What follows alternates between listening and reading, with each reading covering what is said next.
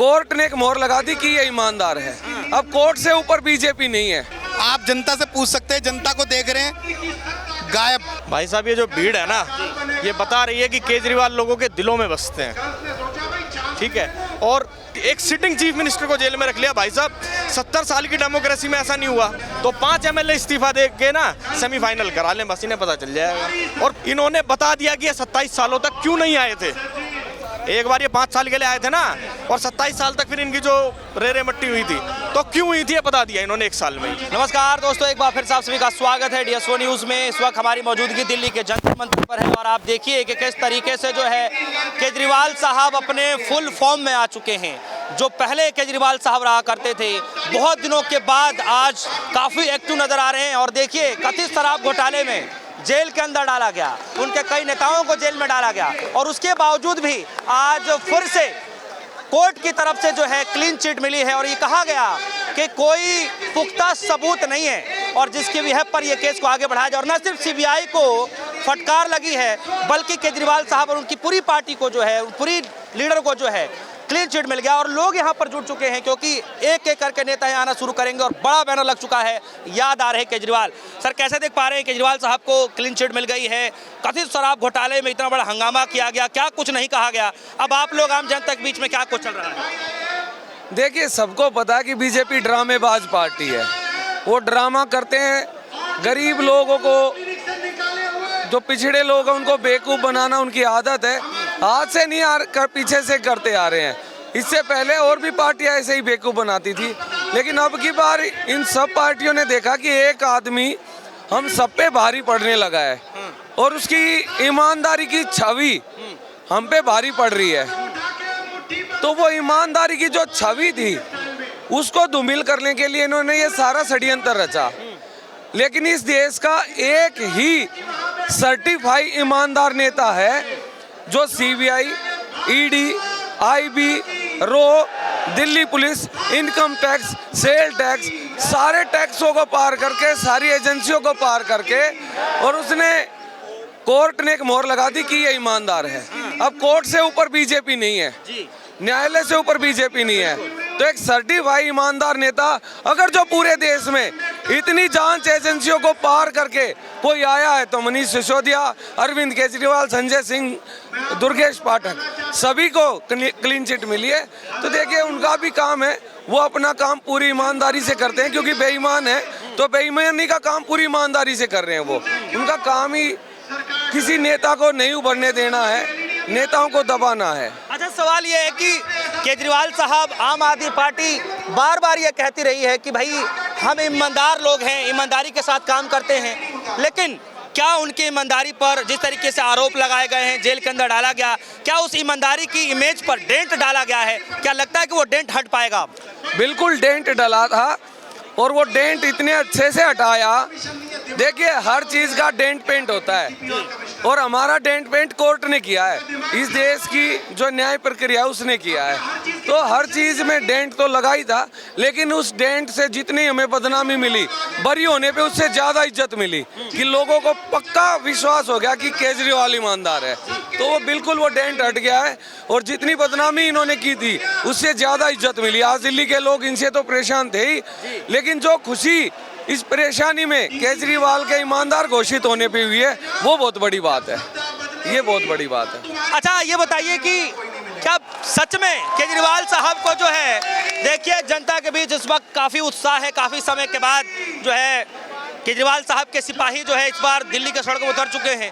सवाल मेरा ये है कि क्या सच में जो है उनके ऊपर जो है बदनाम करने की भरसक पूरा प्रयास किया, षड्यंत्र किया गया कि उनकी इमेज को खराब कर दिया जाए, सत्ता से उखाड़ फेंका जाए, क्या षड्यंत्र रचा गया? देखिए मैं तो फिर भी कार्य करता हूँ। आप जनता से पूछ सकते हैं कि क्या केजरीवाल बेईमान है। आप जनता से पूछिए क्या केजरीवाल बेईमान है। आप बताइए केजरीवाल साहब ईमानदार हैं कि नहीं है? अच्छा ये देश किस व्यवस्था पे चल रहा है? न्याय व्यवस्था पे चल रहा है। जब हमारे कानून ने, हमारे देश की न्याय व्यवस्था ने स्टैंप लगा दी, तो आपको उस पर सवाल पूछने नहीं चाहिए। बिल्कुल, बिल्कुल। सबसे ईमानदार केजरीवाल। चलिए, लेकिन सवाल ये है कि जब केजरीवाल साहब जेल जा चुके, फिर आ गए, फिर कोर्ट ने कहा कि भैया क्लीन चिट मिल गई, कोई दिक्कत नहीं है, कोई सबूत नहीं मिल पा रहे हैं, लेकिन जो इमेज खराब करने की कोशिश की गई, क्या केजरीवाल साहब की आम जनता के बीच में वो इमेज अभी भी है, वैसा ही है या डाउन हो गई है?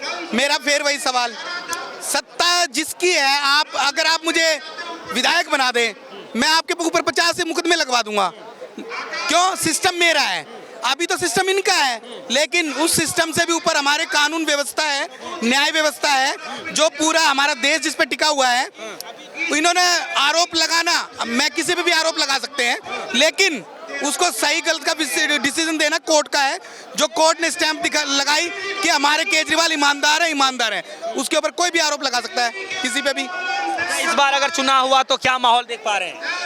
ये तो आप मुझसे भली बात ही जानते हैं, आप जनता से पूछ सकते हैं, जनता को देख रहे हैं, गायब एकदम। सर बताइए कि केजरीवाल साहब की आप जो है रैली में आए हैं, जनसभा में आए हैं, क्या लग रहा है कि केजरीवाल साहब की छवि को खराब करने की कोशिश की गई तो उसमें बीजेपी नाकाम हो गई, फेल हो गई, क्या कुछ हुआ, आप कैसे देख रहे हैं? भाई साहब, ये जो भीड़ है ना, ये बता रही है कि केजरीवाल लोगों के दिलों में बसते हैं, ठीक है। और एक लाखों करोड़ों रुपए का पीआर चलाया गया, केजरीवाल भ्रष्ट है, केजरीवाल भ्रष्ट है। कोर्ट के जो 500 पन्नों के आसपास का ऑर्डर है, मुझे पूरा पता नहीं है। एक जिसको कहते हैं ना, एक तो सीधा रिलीज कर देना, बरी कर देना, एक होता है वन साइडेड ऑर्डर लॉ की लैंग्वेज में। वो एक वन साइडेड ऑर्डर है, वो एक ऐसा ऑर्डर है जो किसी अपर कोर्ट में चैलेंज भी नहीं हो सकता। जब वो अपर कोर्ट में लगेगा ना, और वो जज जब इस ऑर्डर को पढ़ेंगे तो कहेंगे भाई इसमें तुम्हें दिक्कत क्या है। लोअर कोर्ट ने इस मैटर को ट्रायल के लिए भी लायक नहीं समझा सर।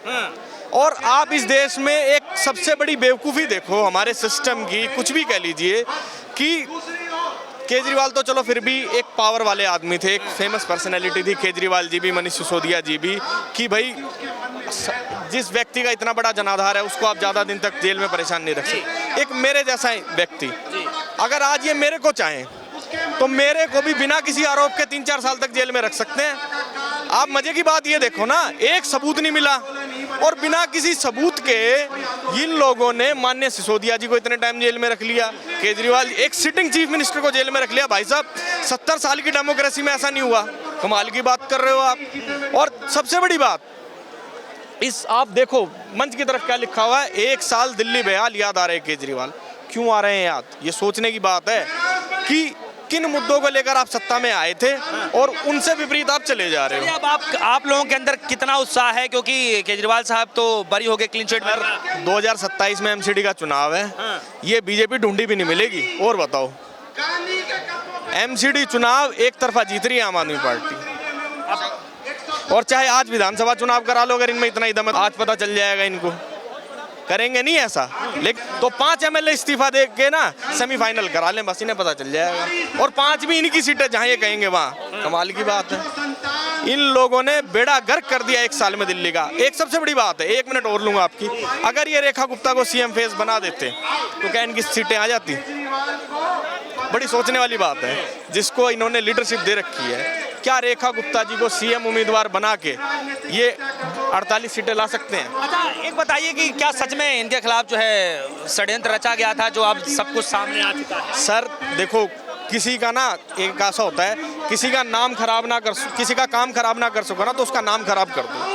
इन्हें पता था कि केजरीवाल को हम ऐसे हरा ही नहीं सकते। तो क्या जो बदनाम करने की कोशिश की गई, क्या उसमें भी सफल रहे या असफल हो? सर देखो, चुनाव जीतने लायक तो सफल रहे, पर पता है क्या होता है, एक बार तो किसी का तुक्का कुछ भी लग जाता है। कहते हैं ना, साच को आँच नहीं और झूठ को पैर नहीं। ठीक है, तो साच को तो आँच थी नहीं, साल भर बाद, 2 साल बाद, 3 साल बाद ये पता होना था। और अब दिल्ली की जनता को भी पता लग गया, इन्होंने बता दिया कि ये 27 सालों तक क्यों नहीं आए थे। एक बार ये 5 साल के लिए आए थे ना, और 27 साल तक फिर इनकी जो रेरे मट्टी हुई थी, तो क्यों हुई थी ये बता दिया इन्होंने 1 साल में ही।